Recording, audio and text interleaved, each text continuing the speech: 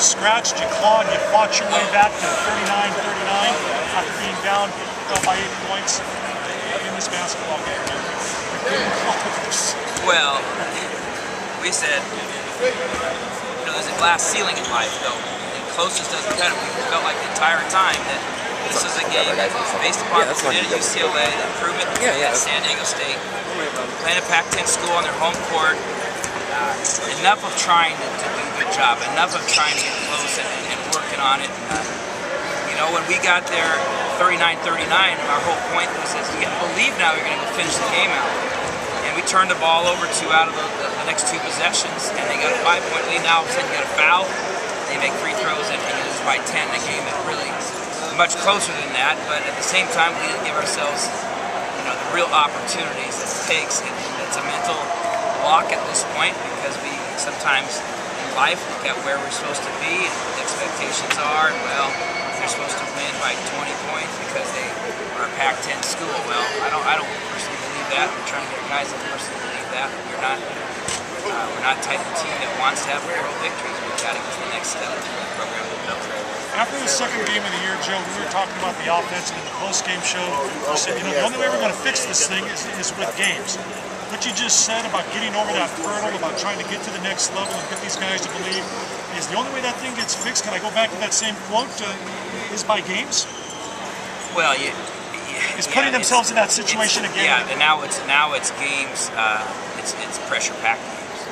It's playing games as the underdog against superior talent, quite frankly, superior athleticism, superior length. I mean, we're not demeaning our kids and our effort and our athletic ability, but the reality is these guys are 2 inches taller and 20 pounds heavier at every position. The reality for us is that we can still beat those guys, but we have to play a different way, and we have to play with great mental capacity that believes that what we do every single possession, every single catch, every single decision is magnified. Because there's very, very little room for, there's no room for, you know, breakdowns. And we look at tonight, going 3 for 21 from the 3-point line. David Hansen 1 for 10, doesn't have any legs, doesn't have any rhythm. Chris O'Brien's 0 for 4. Sean knocks down a couple, and you know, it's just a point that we've got to be able to get into a rhythm on a consistent basis. And one thing that we're trying to, the next step that we're making is that when you play a team with that physical ability, is that wears you out, and your shooting is much more difficult. David's in there banging around defensively and Will, and Chris O'Brien, who does a great job defensively, but it takes something out of you. It takes your legs out, it takes your heart out. But we're not going to use that as an excuse. We've got to start realizing, yes, that takes a little something out of us, but at the same time, then you have to start learning how to play through that with 5 minutes. Because, quite frankly, it's 35 minutes.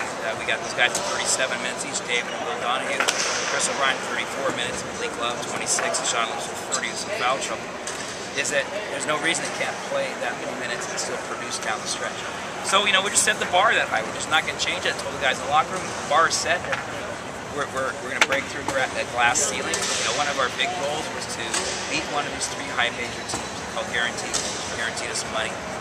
And that was UCLA, San Diego State, and Cal. Obviously, we were quite competitive in every one of those games.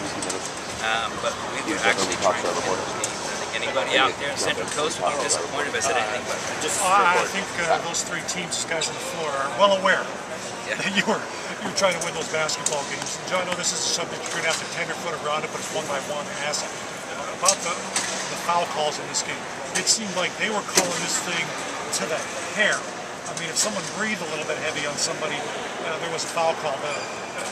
How did you see this game in terms of, you know, what was being called and how it was going both ways? Well, when you have a bigger body, and guys are bigger, and smaller guys bump into them and knock them around or something to that effect, and inherently it looks like that you might have fouled them more than the other. And it's very hard to be an official. And so, you know, it's very frustrating to be a coach when there's officials and you're on another team's home court. The reality is, you know, we're going to play enough games this year that we'll be on our home court. We'll play enough games that we'll have Big West Conference officials. It still just doesn't really affect what we got to get better with is down the stretch execution. So yeah, I'd love to have a few more calls go our way. Who wouldn't want more calls going our way? But that our reality is, we got to do is control the things that we can control. You can't control official, you can't control the home court advantage, the environment that happens down the stretch here and there. But you can control your shot selection. You can control, running the offense, all set, not breaking it off. We can control getting back on defense and knowing what defense we were in. We had to break down defensively, we had to break down offensively with 2 minutes ago that were traumatic breakdowns. And it was simply because the pressure of the moment made us forget what to do. And so you say, well, yeah, we've had games, and so we got better. Our defense is great right now, and we're holding anybody competitive. But now you got to get into these games against high major teams when they're close, and you have to have that experience enough time. The next step for us is learning how to play against supposed favorite teams, being the underdog and finishing it out. Looking forward to it. Looking forward to it. You too, more than anybody. Thanks, Jim. Yes. Head coach Joe Callero joins us here on the post game as the Mustangs fall 51-41 to Cal.